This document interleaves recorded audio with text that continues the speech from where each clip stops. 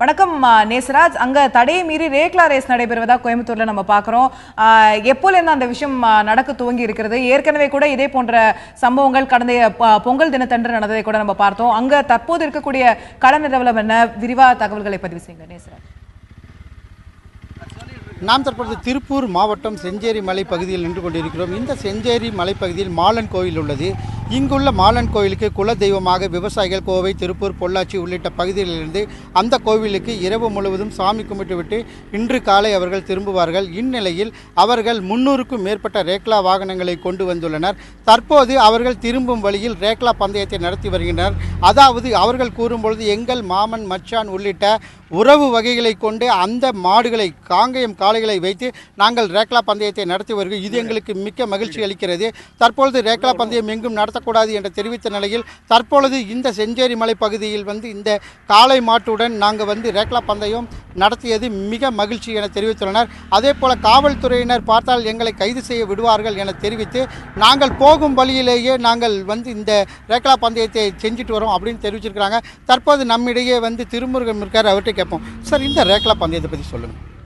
எங்களது தமிழர்களின் வாழ்வாதாரமும் தமிழர்களின் கலாச்சாரம், பண்பாடு, பாரம்பரியம் மிக்க ரேக்லா பந்தயமானது பல 100 ஆண்டுகளாக எங்கள் மூதாதையர்கள் நாங்கள் வளர்க்கின்ற மாடு, கன்று போன்றவையெல்லாம் நோய் நொடி இல்லாமல் அவைகள் எங்களுக்கெல்லாம் எங்கள் குழந்தைகளில் குடும்பத்தில் ஒன்றாக வாழுகின்ற இந்த குழந்தைகளை போன்ற மாடு, காளை இனங்களை எல்லாம் ஆண்டுதோறும் வளர்த்தி இந்த அறுவடை திருநாளிலே, பொங்கல் திருநாள் முன்னிட்டு அமகர்களுக்கு, கடவுளுக்கு சென்று வழிபடும் வகையிலே மாலகோயில், ஆள் கொண்ட மால் கோயில் என்ற மாலகோயிலிலே சென்று வழிபட்டால் இந்த காளைகள் எல்லாம் ஆண்டு முழுவதும் மழை பெய்து, நல்ல மழை பெய்து, விவசாயம் பெருகி மாடுகளுக்கு எந்தவித நோய் நொடிகளும் வராது என்பது கடந்த கால நூற்றாண்டு காலங்களாக இருந்து வருகின்ற ஒரு ஐதீகமான ஒரு நிகழ்வு. இதையெல்லாம் எங்கள் பாரம்பரிய சம்பந்தப்பட்ட விஷயம்.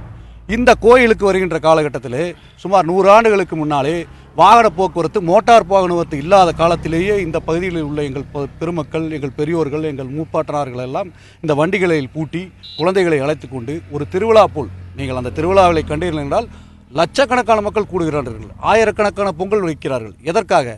இந்த விவசாய பெருமக்கள், இந்த விவசாய நாட்டுக்காக உழைக்கின்ற, இந்தியாவின் முதுகெலும்பாக விளைகின்ற விவசாயிகள் தங்களுக்காக எந்த பலனும் எதிர்பார்க்காமல் பிறருக்காக அன்னமிடுகின்ற விவசாயி இன்று அவனுடைய திருநாள், ஒரு நாள் திருநாள், இந்த திருநாளிலே நாங்கள் வளர்க்கின்ற எங்கள் காளைகளை அவைகள் ஆர்வமாக பறக்கின்றன. ஒன்றுக்கொன்று எப்படி நாம் வீரர்கள் ஒருத்தரை பார்க்கும்போது இன்னொரு வீரர் முன்னால் ஓடுகிறாரோ, அதை போல் ஒரு காளையை பார்க்கும்போது இன்னொரு காளை அதாக வேகம் எடுத்து செல்கிறது. அப்படி இருக்கும் பொழுது தற்போது இந்த காளைகள் இந்த பகுதியில் சீறிக்கொண்டு போய்வது அனைவரையும் மகிழ்ச்சியில் ஏற்படுத்தியுள்ளது. அசோகா.